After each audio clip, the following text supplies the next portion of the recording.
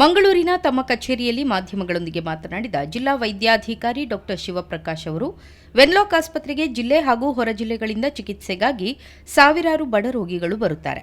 ಈ ಸಂದರ್ಭ ನಮ್ಮ ವೈದ್ಯ ವಿದ್ಯಾರ್ಥಿಗಳಿಗೆ ಸಂವಹನ ನಡೆಸಲು ತೊಂದರೆ ಆಗೋದ್ರಿಂದ ರೋಗಿಗಳಿಗೆ ತಮಗಿರುವ ತೊಂದರೆ ಚಿಕಿತ್ಸೆ ಬಗ್ಗೆ ಸೂಕ್ತ ಮಾಹಿತಿ ಲಭಿಸದೆ ಗೊಂದಲಕ್ಕೊಳಗಾಗುತ್ತಾರೆ. ವೆನ್ಲಾಕ್ನಲ್ಲಿ ಪಿಪಿಪಿ ಮಾದರಿ ಇರುವುದರಿಂದ ಕೆಎಂಸಿಯಿಂದ ಹೆಚ್ಚಿನ ವಿದ್ಯಾರ್ಥಿಗಳು ಇರುತ್ತಾರೆ. ಹೆಚ್ಚಾಗಿ ಹೊರ ರಾಜ್ಯದ ವಿದ್ಯಾರ್ಥಿಗಳಿಗೆ ರೋಗಿಗಳೊಂದಿಗೆ ಸಂವಹನ ನಡೆಸಲು ಕಷ್ಟ ಸಾಧ್ಯ. ಈ ನಿಟ್ಟಿನಲ್ಲಿ ಕನ್ನಡ ಕಲಿಕೆ ಕಡ್ಡಾಯ ಮಾಡುವ ಉದ್ದೇಶವನ್ನು ಹೊಂದಿದ್ದು ಕೆಎಂಸಿ ಡೀನ್ಗೆ ಈ ಕುರಿತು ಪತ್ರ ಬರೆಯಲಾಗಿದೆ ಎಂದರು. ಕಲಿಯುವ ಮನಸ್ಸಿದ್ರೆ ಯಾವುದೂ ಅಸಾಧ್ಯವಲ್ಲ. ವೈದ್ಯ ವಿದ್ಯಾರ್ಥಿಗಳು ರೋಗಿಗಳೊಂದಿಗೆ ಬಾಂಧವ್ಯ ವೃದ್ಧಿಸಿಕೊಳ್ಳುವುದು ಅತಿ ಅಗತ್ಯ. ಇಲ್ಲದಿದ್ದರೆ ವೈದ್ಯಕೀಯ ಶಿಕ್ಷಣವನ್ನು ಯಾಂತ್ರಿಕವಾಗಿ ಪಡೆದಂತಾಗುತ್ತದೆ. ವೈದ್ಯಕೀಯ ವೃತ್ತಿ ಬುದ್ಧಿಗಿಂತ ಹೃದಯ ಅಥವಾ ಮನಸ್ಸಿಗನುಗುಣವಾಗಿ ಮಾಡುವ ವೃತ್ತಿ ಎಂದರು. ಇಲ್ಲಿ ಬರೋರೆಲ್ಲ ಬಡವರು ಇರ್ತಾರೆ, ಎಜುಕೇಶನ್ ಕಡಿಮೆ ಇರುತ್ತೆ, ಅವ್ರಿಗೆ ಕಮ್ಯುನಿಕೇಶನ್ ಮಾಡಲ್ಲ. ಈಗ ಒಂದು ಏನು ಎಕ್ಸ್ಪೆಕ್ಟ್ ಮಾಡ್ತಾರಂದ್ರೆ, ಈಗ ಒಂದು ECG ತೆಗೆದೆ ಅನ್ಕೊಳ್ಳಿ, ಒಂದು ಎಕ್ಸ್ರೇ ತೆಗೆದೆ ಅನ್ಕೊಳ್ಳಿ. ಈಗ ನ್ಯಾಚುರಲಿ ನಾನಾಗಲಿ ನೀವಾಗಲಿ ECG ರಿಪೋರ್ಟ್ ಏನಾಯಿತು ಅನ್ನೋದೊಂದು ಕ್ಯೂರಿಯಾಸಿಟಿ ಇರುತ್ತೆ.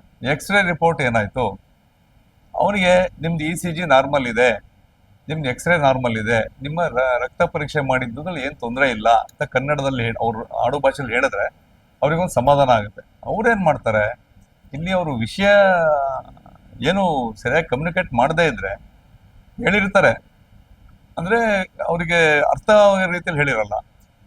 ಅವ್ರೇನು ಮಾಡ್ತಾರೆ, ಜನಪ್ರತಿನಿಧಿಗಳಿಗೆ, ಮಾಧ್ಯಮದವರಿಗೆ ಕಂಪ್ಲೇಂಟ್ ಕೊಡ್ತಾರೆ, ಇಲ್ಲಿ ಸರಿಯಾಗಿ ನೋಡ್ತಾ ಇಲ್ಲ, 3 ದಿನ ಆಯಿತು, 4 ದಿನ ಆಯಿತು. ನಾನು ಮತ್ತೆ ವಿಚಾರಿಸಿ ನೋಡಿದ್ರೆ ಅವನಿಗೆ ಟ್ರೀಟ್ಮೆಂಟ್ ಎಲ್ಲ ಹೋಗ್ತಾ ಇರುತ್ತೆ, ಇಂಜೆಕ್ಷನ್ಸ್ ಎಲ್ಲ ಹೋಗ್ತಾ ಇರುತ್ತೆ, ಎಲ್ಲ ಇರುತ್ತೆ. ಕಮ್ಯುನಿಕೇಶನ್ ಪ್ರಾಬ್ಲಮ್ ಇರುತ್ತೆ.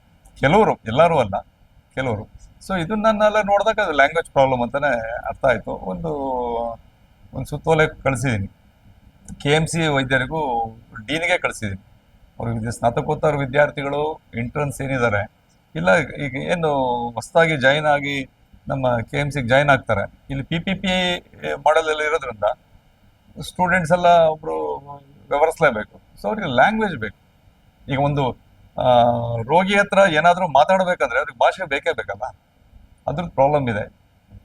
ಅದಕ್ಕೋಸ್ಕರ ನಾವು ಒಂದು ಆದೇಶ ಹಾಕ್ತೀವಿ, ಇವರು ಕನ್ನಡ ಕಡ್ಡಾಯ ಕಲಿಬೇಕು.